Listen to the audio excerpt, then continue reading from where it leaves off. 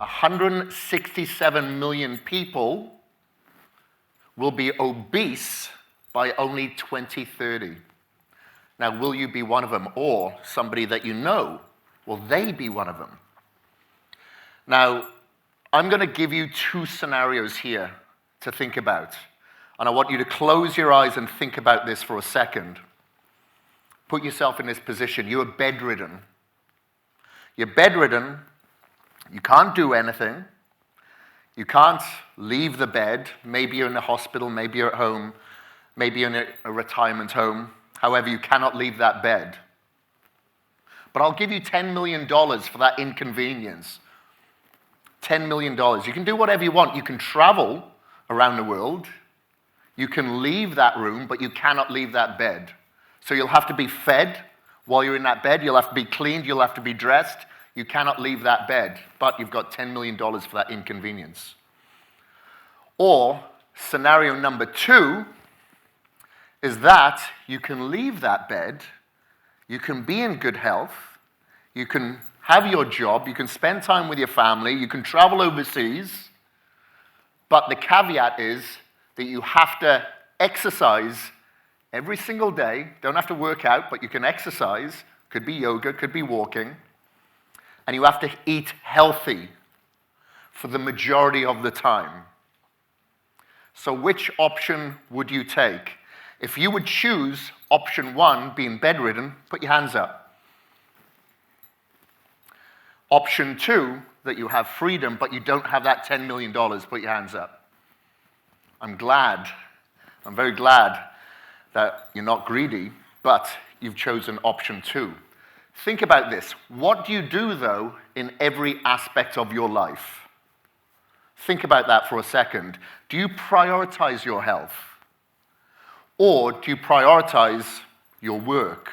Of course, your studies, materialistic possessions, status, money, career.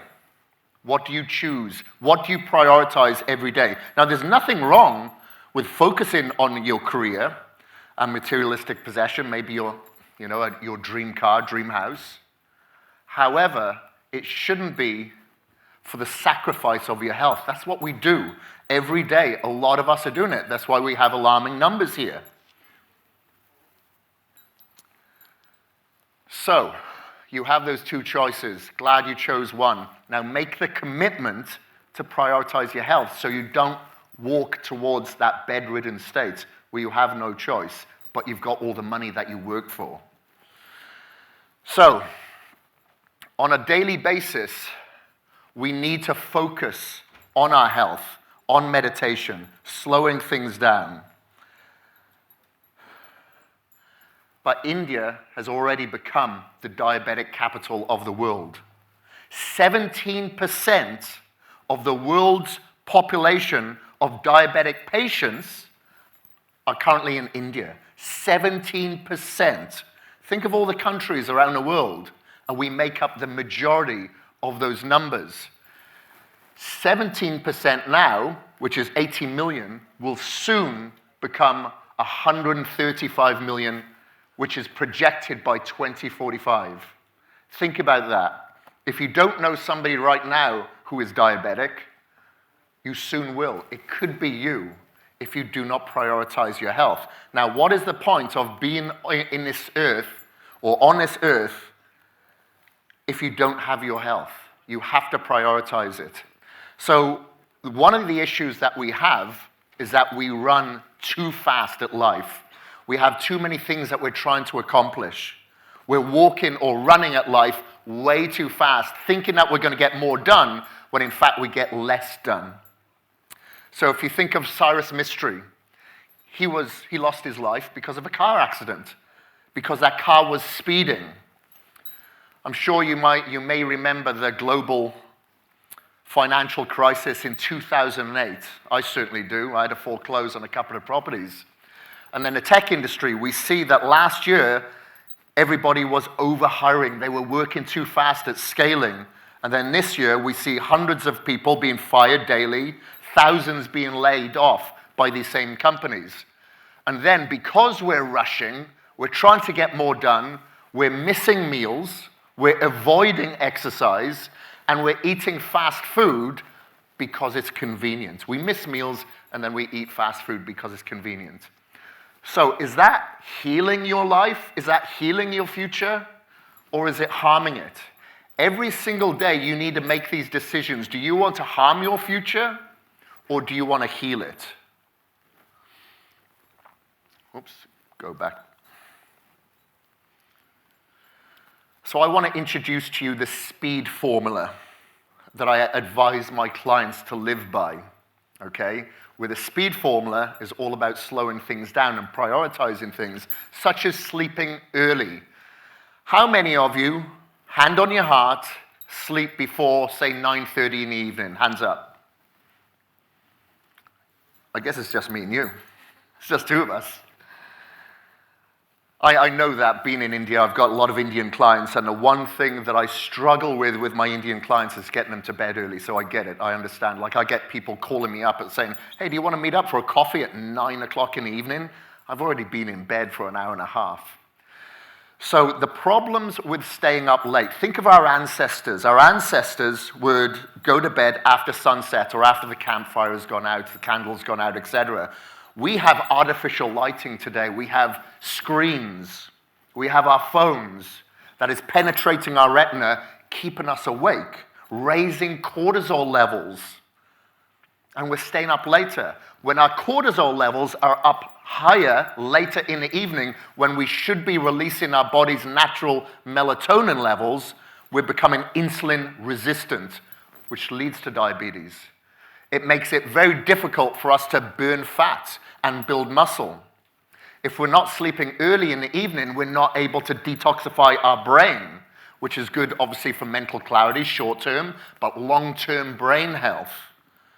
So they say that 2 hours, or sleeping between 9 and 12 o'clock in the evening, 9 p.m. till 12, having that hour is equal of 2 hours post 12 o'clock. So you really need to get to bed a little bit earlier, okay? If you really want to focus on your health, quality, because your longevity comes from recovery, and you recover when you sleep. Practice self-control. So this is one thing that I like to do every day. When I always have cold showers, as cold as they can get here. I never sleep in. I go to bed early, and I practice discipline because I want self-control. Because it's very easy for us to be influenced. We're being marketed to every day to be influenced to do the wrong thing. So it's very important that you practice self-control. I see a lot of parents staying up late, allowing their kids to stay up late, people eating fast food, obviously, eating out of convenience. What sort of message does that give to our kids, our co-workers, our friends, our family? Especially kids. Kids learn by observation. And if they observe you not practicing self-control, how are our children going to practice self-control? They're not. You know, luckily, I grew up on a farm. I had to be in bed at 7:30, and I pretty much go to bed at that time now. Had to get up early to help on the farm before going to school.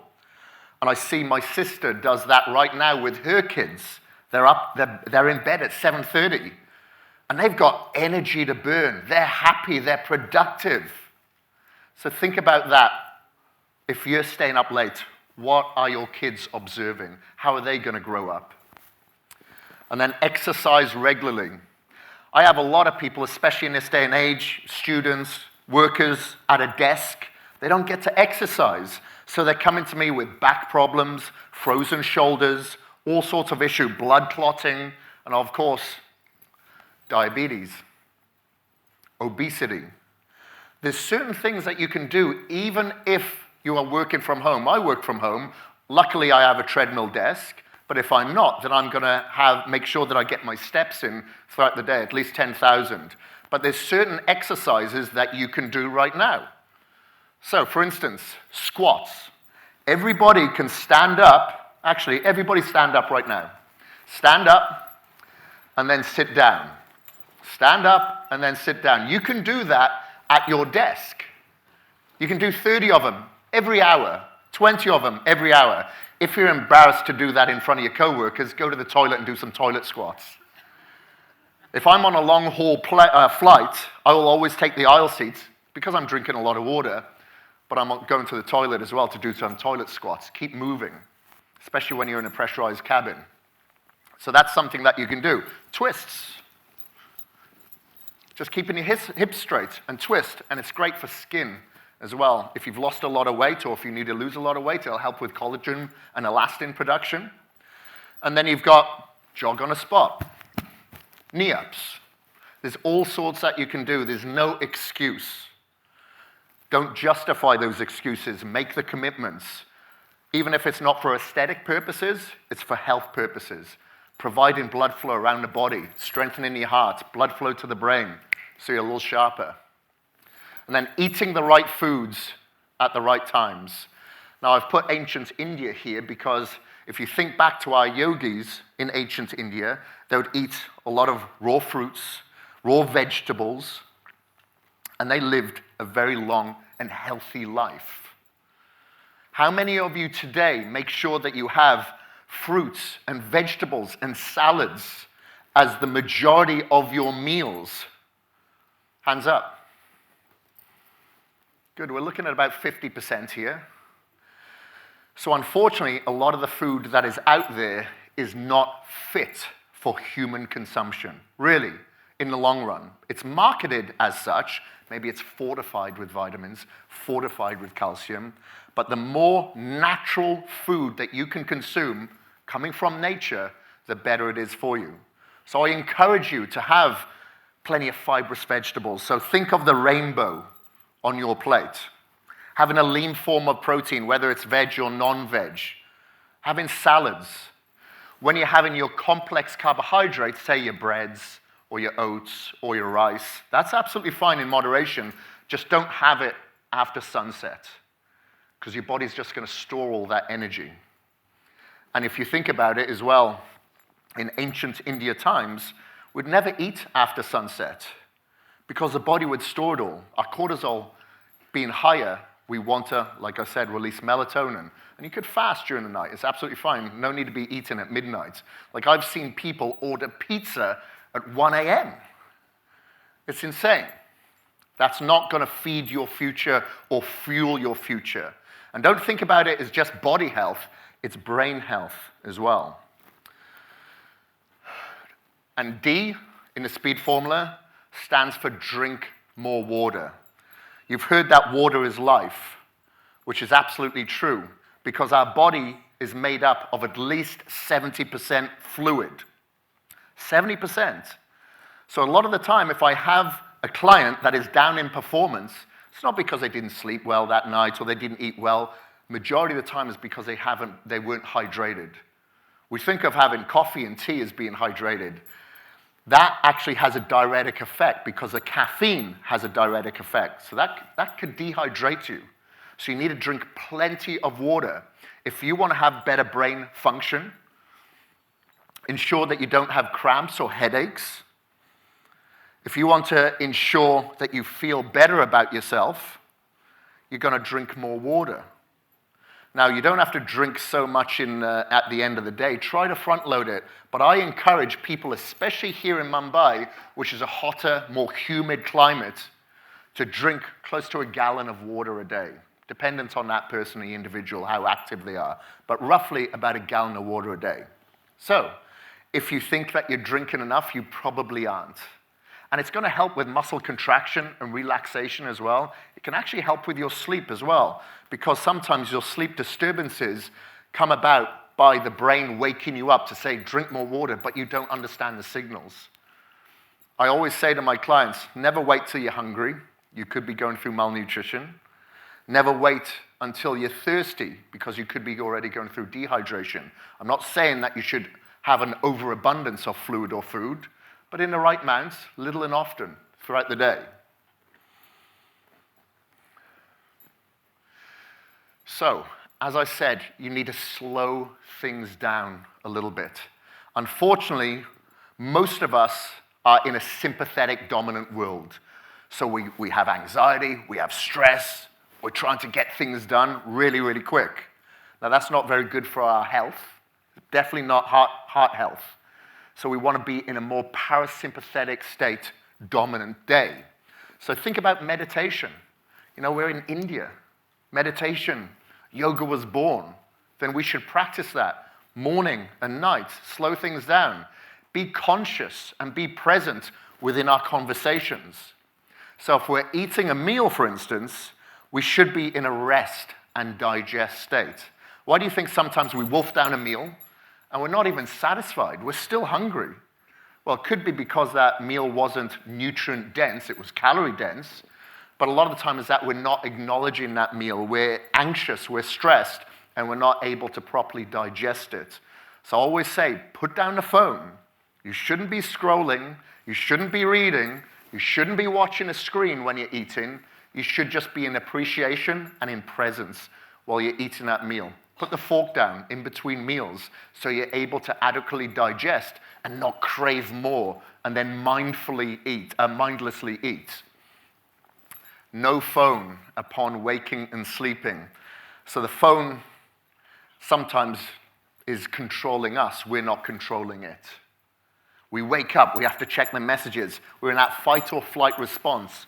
We're in that sympathetic state already upon waking. Our heart rate is elevated. Our heart rate variability tanks.